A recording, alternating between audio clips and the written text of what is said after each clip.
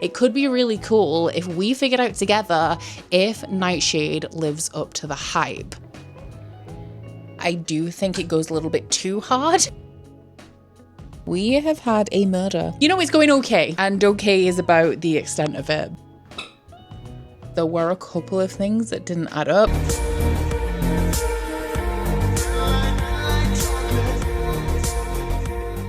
I am deep in the grasp of an epic fantasy reading vlog right now. I am 2 books down, and what I should be doing this evening is starting my 3rd and final book for that video.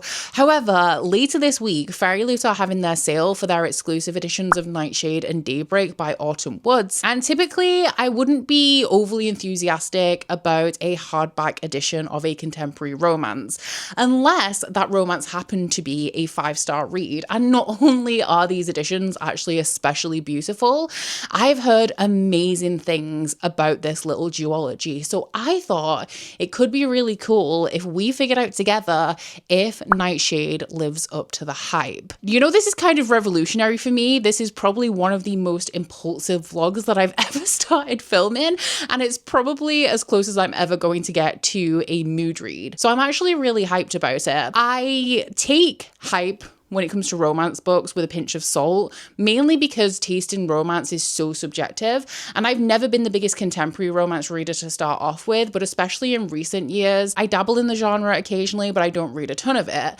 This one though, for some reason, I just really think I'm going to love. So it's dark academia, which I know is super exciting for a lot of people. It doesn't do anything especially for me, but I do enjoy that setting. It's set somewhere called Sorrow Song University. I believe it's a slow burn, which is what intrigues me the most, because like if somebody's yearning, then I am here for it. And I think it is some sort of like hate to love revenge story. So that is all of the knowledge that I'm going in with. I actually really wanted the work special edition of this with the really nice sprayed edges, but every time I've been into a work store, they just have their regular editions. And you know, your girl shouldn't be buying books, but I do have this one out on Kindle Unlimited. I've said it a million times before, I never prioritize the books on my Kindle. I always add them, like I've got Daggermouth on there, I keep talking about it. Am I going to pick it up? Who knows? But I'm seizing this opportunity. I'm seizing my impulsivity. And in this moment, we are going to be starting Nightshade. So fingers crossed, we love it. And if we do, I will probably be picking up those special editions.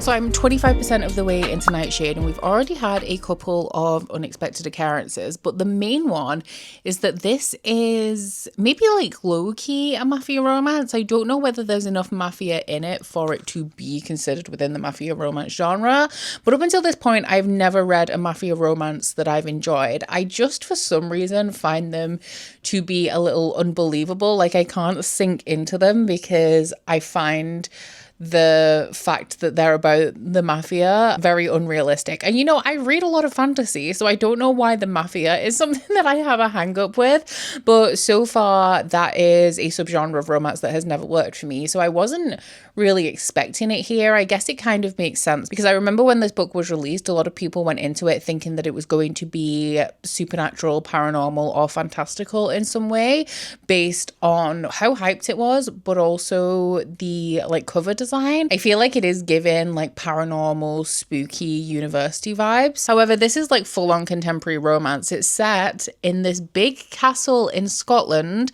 at a university that has 4 houses that are each named after a poisonous plant. Now, I'm drawing some parallels here, and I'm wondering if you can kind of pick up what those parallels may be. But it is essentially a university for the rich elite of the world. Each of the houses specializes in something different. Like, one of them tends to have some of the world's most renowned... Are you okay? Yeah? Okay. One of the houses tends to produce like the world's most renowned surgeons. One of them produces like mob bosses and serial killers, which is not something I personally would be bragging about.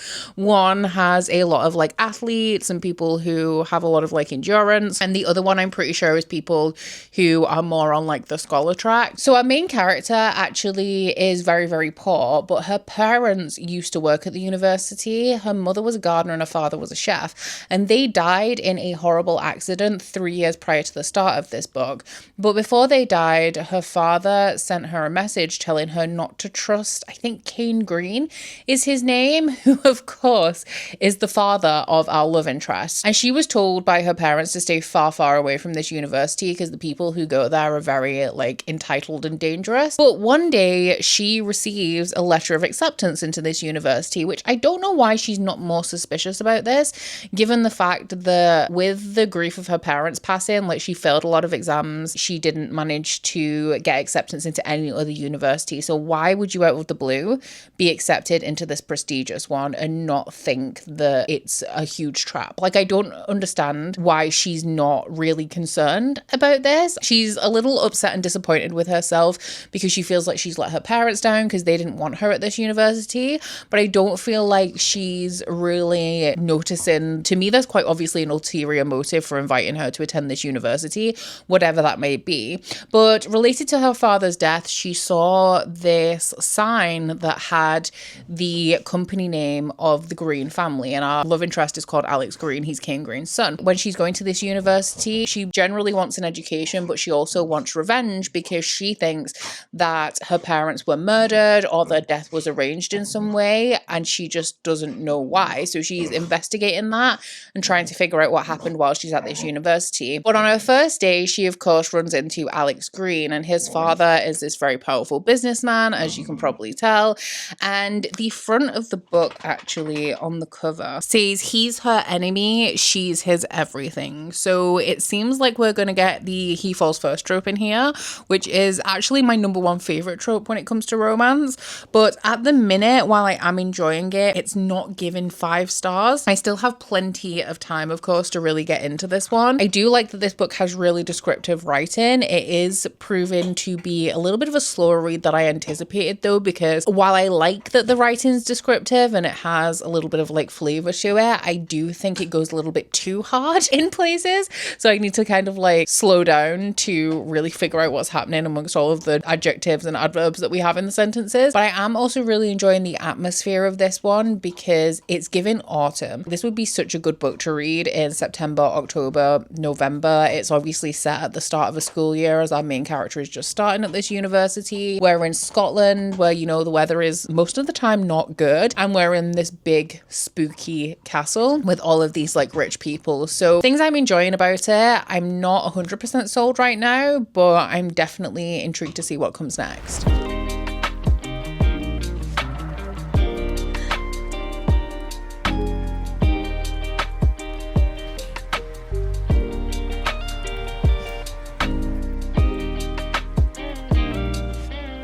So I'm approaching the 50% mark in Nightshade, and things have taken a little bit of a turn. We have had a murder.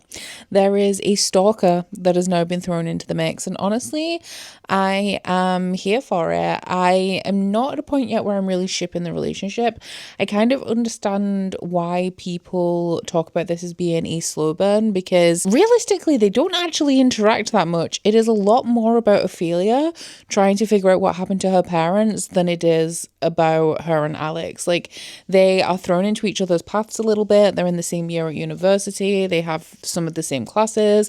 They're working on an assignment together. Some of the friends that she makes are friends with his friends or friends with him. So they are existing in the same area, and they have been forced to work on this school project together. But aside from that, it's not kind of, I guess, like a typical storyline of this nature would be that they are forced to work together.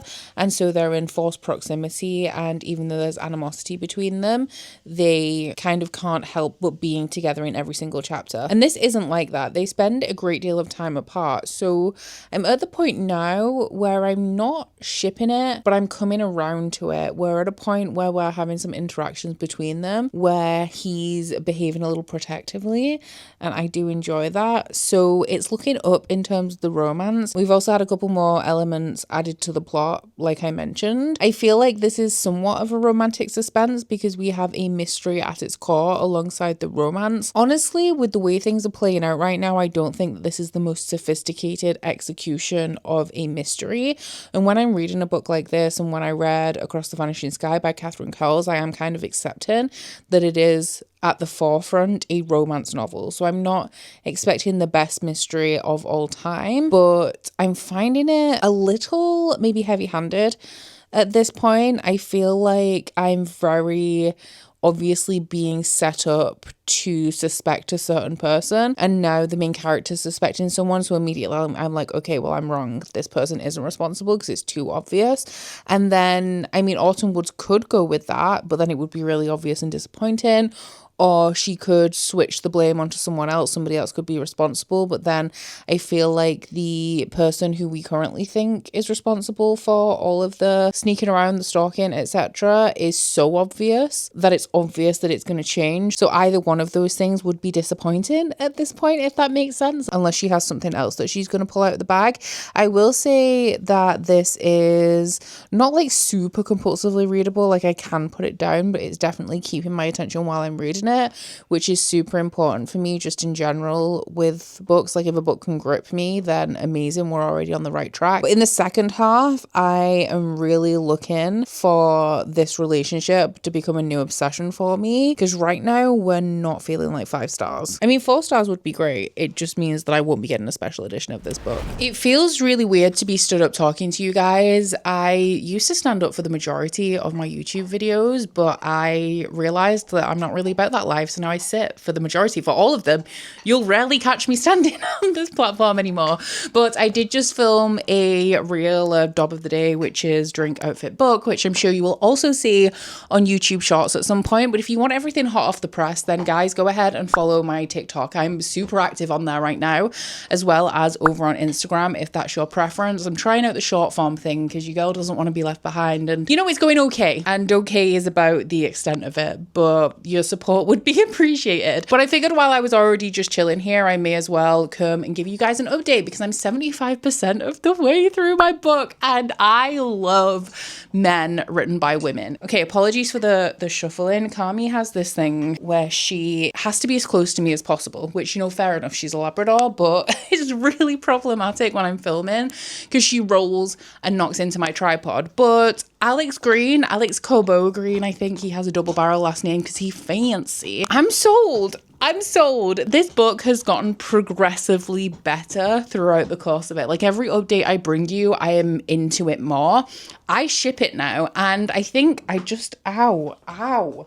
I need to put this down. I have a cup of cherry bakewell tea, which, you know, very nice, but also very hot. So this book has... I don't know if I'd consider it a slow burn. I mean, it is kind of slow. I've only just got to the point where anything has actually happened between them. Up until this point, it's just kind of a lot of longing and yearning, which, you know, I'm always here for. But something that this book has that I do really love is it has that element of forbidden romance. And I love when people are pining for each other and they can't be together. And I feel like the reason why they can't be together in this book is actually believable. Sometimes it just seems like super convoluted to keep the characters apart, but I feel like we have a real conflict here. Like, she can't be with him because he's the son of who she perceives to be her enemy, and he is really focused on taking down his father and supporting his family, so he doesn't really want to be with her.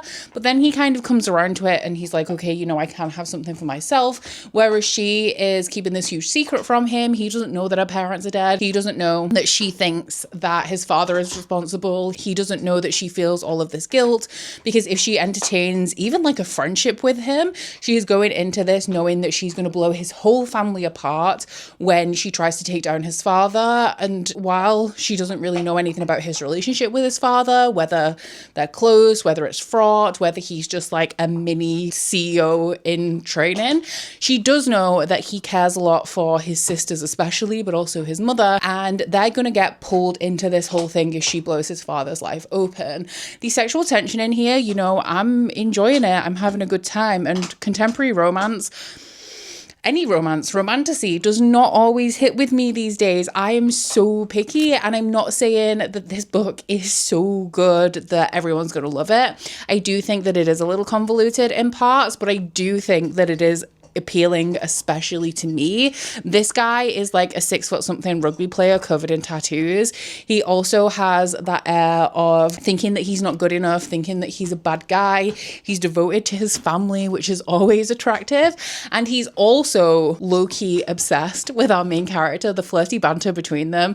I'm really enjoying, and the fact that we have this like he falls first trope is always going to be a win for me. I will say in execution, it's more of the kind of, not necessarily he falls first because, you know, they're both into each other, but he kind of accepts it first and is kind of pursuing the main character relentlessly, whereas she obviously has her reasons for having her guard up. So I'm about to sit down. I'm actually going to go make lunch soon, but around that, I'm going to sit down and read the last 25% of this book. With me enjoying it more with every update that I brought you, I'm really excited to see how this ends, but in the author's note at the beginning, it did kind of forewarn you that this is the first part of a duology and that it's going to end on a cliffhanger. So I'm not looking forward to that, because if our female main character gets torn away from our male main character, and that's where we're leaving it till July, I'm going to be mad. I'm going to be real mad.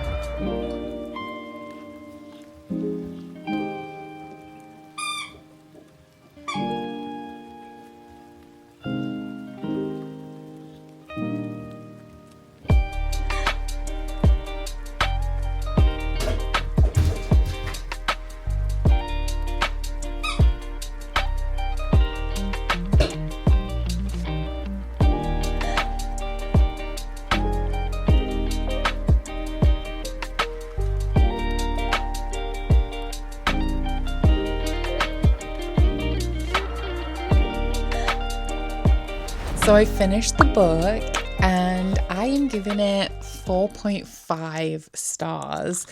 I know it's like I'm being so nitpicky about giving this 5 stars. There were a couple of things that I didn't love about it. I mean, enjoyment wise, 5 stars. I had a really, really good time with this one. I love getting invested in romance. It's so rare for me to do so these days that when it happens, I really appreciate it. So definitely 10 out of 10 in terms of my level of attachment to the story and my enjoyment in the story. But I didn't like the way that it ended. It felt very convenient that after all of the supportive behavior from some of the characters in this book, that they would all conveniently feel a certain way to line up the events for the end of this book to set up for what book 2 is going to be. And it wasn't really believable given what I'd seen from the characters before, and all just felt a little bit too perfect. Like there was no illusions that we were kind of just in a hurry to set up book 2 at the end of this. The other thing is that there are inconsistencies in this book, and y'all know me, I am either paying zero attention or I'm paying so much attention that I can pick out every single inconsistency. And unfortunately, throughout parts of this, there were a couple of things that didn't add up. I'm going to give you a couple of examples without context because I was talking to my bestie about it. So I have a few of the things that I noticed jotted down. This wasn't all of it, but one of the first things that I noticed is that they're emailing backwards and forwards in this book. And this is set at like the start of the school year. I think it ends probably around about January. So we cover Christmas in this period as well. And a lot of these examples are to do with Christmas. I'm going to give you everything kind of without context context. So obviously I don't want to spoil this for you, but they are emailing backwards and forwards from September to January in this book, and the email timestamps, and this is wild that I even noticed this because I typically don't read them. I read the subject heading, who it's to, who it's from, and then the body of the email, because the rest is just making it look like a legit email, you know? But the timestamps they were using were BST, which is British summertime. We are in that time zone from March to October. From October to March, we're in GMT. And even if you were going by standardized time, you would default to GMT, not BST. So it would be acceptable if it said GMT when we were in BST. It's not really acceptable to say BST when we're in GMT. Speaking of the Britishness of it all, our main character has lived in Inverness her entire life. I believe her father is Scottish and her mother is from London, but she hasn't been homeschooled or anything. She comes from a very working class family. She lives on a council estate, and her accent is not Scottish. Apparently, unless she's angry. I don't know what her accent is, but apparently she's only Scottish when she's angry. There was a whole series of events that happened around Christmas time in this book, which I'm not going to go into any of the details. But on Boxing Day, the main character was having a quiet day at home, and unexpectedly she decided to go out to get some food, and she went from bare feet to slippers to leave the house. You may think some people do that, but the weather is not very good, because on Christmas Day, she kicks off her snow-encrusted boots, but then Boxing Day, she goes and stands out in the garden in bare feet before we have this thing where she actually goes out of the house to go places in slippers. As well as that, she shouldn't even really be in bare feet because her boiler stopped working on Christmas Eve and she was going to get it fixed on the 27th. I feel like really nitpicky about this, but these are just my observations. She was going to get her boiler fixed on the 27th, and yet she had a hot bath on the 26th, which is Boxing Day. And you know what? That one is entirely plausible. Sometimes your heating is not working, but your hot water is. So definitely like plausible, but not really probable, in my opinion. There were a couple of things that happened before that I wasn't really taking stock of, or I didn't write any of it down, and honestly it's been forgotten right now. But I did notice kind of like substantial inconsistencies throughout the book. It didn't really dampen my enjoyment of the book. As you can tell, I had a really good time. I rated it really highly. I just can't give it a full 5-star rating based on that. Now, I have read this on Kindle Unlimited. Well, I think that this was originally self-published, and then it's been picked up and it's been traditionally published. So maybe the Kindle Unlimited version that I'm reading is not the actual version that went to print, and the book's been edited and all of these things have been caught. I'm not really sure of the logistics of that when self-published books are traditionally published and you already have kind of the Kindle version downloaded. I don't know whether that kind of gets updated. I imagine it does, because I imagine they redistribute the ebook and you just get the new version downloaded in place of the old version. But then also I know some authors, especially in the US, keep their ebook rights and just give their print rights to the publisher for distribution. So I have no idea of the ins and outs of that. I just wanted to let you know my experience, because you know the whole point of this video was to let you know whether this book is worth the hype, and to be honest, I would say it is. We got a couple of errors in there. It would be really nice if an editor had caught them, but aside from that, I really enjoyed this one. I loved the relationship between them. I don't think this is a perfect book at all, like inconsistencies aside. I completely understand why a bunch of people would read this one and not enjoy it, but for me, this one really lived up to the hype. I love the toucher and die trope. I love male main character that pines. I love kind of like a big bad tough boy who's really sweet and sensitive around the female main character. I also really love a forbidden romance, star-crossed lovers, hate to love, enemies to lovers kind of situation. And I actually like that we had some sort of substantial plot in here, even though I feel like some of the plot twists were a little bit convenient. I like that we had additional plot, because to me, if it's just a straight up romance and there's nothing else going on around it, then I do kind of get bored. And you know what? This is also inspirational, because the main character in here, she has a lot going on mentally. Obviously, she's lost her parents. She misses them deeply. And one of her coping mechanisms is that she does crosswords and puzzles to contain her thoughts and stop her mind from wandering. And I went out today for the first time in many, many years, and I bought myself a puzzle book. And this was this afternoon, like maybe 3 hours ago, I finished the arrow word. I finished the code breaker, probably my first code breaker I've ever done. And I've also started the word search. I only stopped because I had to finish this book to finish this vlog so I could get my workout in. But the one that I got, if anyone's interested, I don't see why you would be, but I got the Take a Break Early Summer Puzzle Collection. again. This is a blast from the past, guys. If you're in the UK, you will know exactly what we're dealing with here with the take a break puzzles. And if you don't, I would say you either had more friends in childhood than I did, or maybe you're Gen Z. I don't know how it works these days, but take a break was a staple in many, many households when I was growing up. So anyway, that brings us to the end of this little vlog. Let me know down below whether you have enjoyed it. I have a bunch of random little books that I would love to side quest off my TBR to read. So if you've enjoyed this format, I know it's a lot shorter, a lot more focused on one specific book, then do let me know. There's a bunch of hyped releases that I want to read, a bunch of really exciting arcs that I've got that I'd like to throw in here and there. So if this is something that you have enjoyed, let me know down below. And also let me know actually if there's any books that you would like to see me read, to let you guys know whether they are worth the hype, because I would willingly suffer to save you guys the trouble. But aside from that, guys, please don't forget to like this vlog if you liked it. Hopefully I should be getting that epic fantasy vlog to you next, the one that I have set aside for this one. So do stay tuned if you are at all interested in that. But I do hope you have enjoyed this vlog if you've made it this far. If you have, please don't forget to like if you liked it and subscribe if you wanna. And I'll see you guys next week. Bye.